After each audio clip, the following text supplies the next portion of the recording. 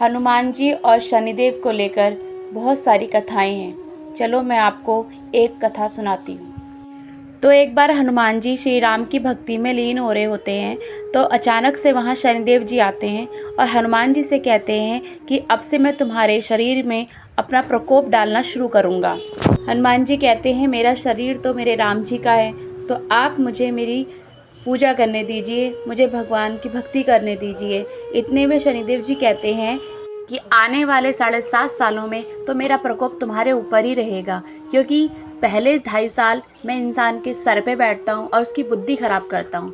उसके बाद के 2.5 साल में उनके हृदय में बैठता हूँ और उन्हें मैं रोगी बना देता हूँ। और लास्ट के 2.5 साल मैं उनके पैरों पे बैठता हूँ और उन्हें भटकाता रहता हूँ। और यही कहकर देव जी हनुमान जी के सिर पे जाकर बैठ गए।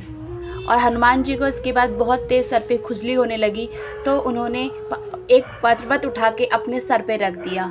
इसके बावजूद भी उनकी खुजली बंद नहीं हुई, तो उन्होंने दूसरा पर्वत भी उठा के अपने सर पे रख दिया और इसका भार शनिदेव जी उठा नहीं पाए। और शनिदेव जी ने बोला इस पर्वत को नीचे रखो, मुझे तकलीफ़ हो रही है।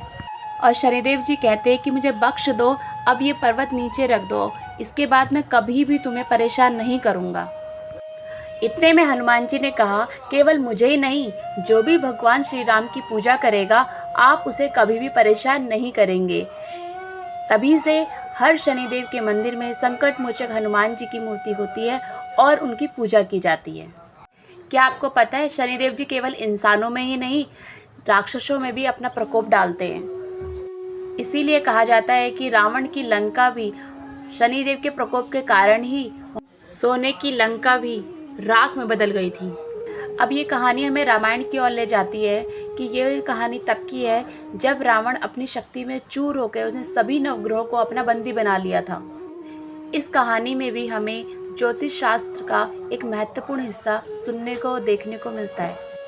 रावण चाहता था कि जब उसके पुत्र मेघनाद का जन्म हो तब सारे नवग्रह एक अच्छी स्थिति में हो, ताकि उसकी कुंडली बहुत ही अच्छी हो और वो दुनिया का सबसे शक्तिशाली राजा बन सके और अमर राजा बन सके। इसके चलते उन्होंने सभी ग्रहों को उचित राशियों में स्थापित कर दिया और शनिदेव को 11वें घर में स्थापित किया, जो अच्छे भाग्य और शुभ कड़ी से जुड़ा होता है, और वहां जाके खड़ा कर दिया। अब अगर रावण इसमें सफल हो भी जाता तो मेघनाद अमर जो हो जाता, लेकिन कर्म फलदाता शनिदेव जी ऐसा नहीं चाहते थे। तो इसीलिए जब मेघनाद का जन्म होने वाला था तो शनिदेव ने अपना एक पैर खिसका दिया और 12वें घर में आ गए। ये नुकसान और बुरी किस्मत को दर्शाता है। रावण को जब इस बात का आभास हुआ कि शनिदेव के इस पैर की वजह से मेरा पुत्र सर्वशक्तिशाली होने से रह गया है, तो उन्होंने शनिदेव के उस पैर पे वार किया और शनिदेव का वो पैर तोड़ दिया।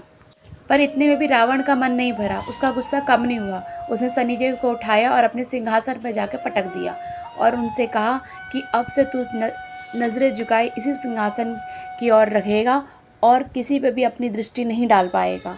पर वो ये भूल गया था कि शनिदेव की दृष्टि उस पर पहले ही पड़ चुकी है, कि अब उसका बुरा वक्त शुरू हो चुका है। शनिदेव की वक्र दृष्टि सबसे बड़ा हथियार होता है। शनिदेव की वक्र दृष्टि जिससे भी पड़ती है वो राजा से रंग और रंग से राजा बन जाता है। जिस भी किसी इंसान पर या किसी पर भी शनिदेव की वक्र दृष्टि पड़ जाती है तो उसकी किस्मत बदल जाती है। वो चाहे तो सोने से राख बना सकते हैं और या फिर राख को सोने में बदल सकते हैं। और ऐसा ही हुआ जब हनुमान जी माता सीता से लंका में मिलने आए, तो उन्होंने वहाँ पे कैद शनिदेव को आज़ाद कराया और आज़ाद करते ही शनिदेव की वक्र दृष्टि लंका पे पड़ी। तो हनुमान जी ने अपनी पूंछ में आग लगाई और उस आग को लेकर वो सोने की लंका पे आग लगा डाली और पूरी लंका जलकर राख हो गई। शनिदेव के लंगड़ाने को लेकर बहुत सारी कथाएं हैं, जिसमें से एक कथा ये भी है कि बचपन में जब शनिदेव जी अपने भाई यम के साथ खेल रहे थे तो खेलते खेलते वो गिर गए और उनके पैर पे चोट आ गई, तब से वो लंगड़ाते हैं। शनिदेव के लंगड़ाने की और भी बहुत सारी कथाएं हैं, लेकिन इन सभी का एक मूल सार यही है कि शनिदेव जी पैर पे चोट लगी थी और वो लंगड़ा के चलते हैं और इसी वजह से उनकी गति धीमी होती है। धीमी गति होने के कारण उन्हें मंदा भी कहा जाता है। मंदा का अर्थ होता है धीमी गति से चलने वाला। हमारा मानना ये है कि हमारे ऋषि इन सभी बातों से सिर्फ एक ही बात हमें बताना चाहते हैं कि सभी 9 ग्रहों में से सबसे धीमी गति से चलने वाला ग्रह शनि ग्रह है।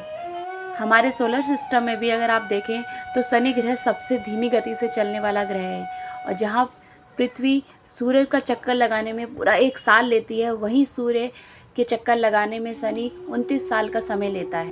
और शायद हमें शनिदेव की धीमी गति को बताने के लिए ही शनिदेव के लंगड़ाने वाली बात बताई जाती है। आपको शनिदेव की कहानी कैसी लगी प्लीज़ कमेंट करके हमें ज़रूर बताइए।